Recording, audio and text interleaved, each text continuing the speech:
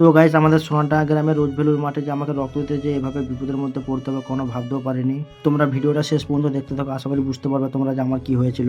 তো চলো ভিডিওটা প্রথম থেকে শুরু করা যাক। তো এখানে অনেকজনই রক্ত দিচ্ছিল, তো আমি আমার আবেগ ধরে রাখতে পারলাম না, আমিও চলে গেলাম রক্ত দেওয়ার জন্য। তো আরো 5 জন যেভাবে রক্ত দিচ্ছিল আমিও চলে গেলাম সেভাবে রক্ত দেওয়ার জন্য। তো আমি যাওয়ার পর আমাকে বেডে শুরু করানো হলো, তারপর চ্যানেল লাগিয়ে রক্ত দেওয়ার কাজ চলছিল আমার। তো মোটামুটি 4-5 মিনিট মতন ভালোই রক্ত দিলাম, তারপর ডাক্তারবাবু এসে বলে তোমার রক্ত দেওয়া হয়ে গেছে, তুমি এরপর উঠতে পারো।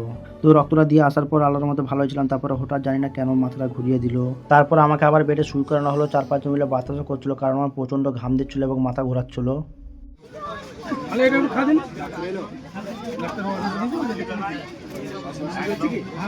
মাথাটা ঘুরছে আমার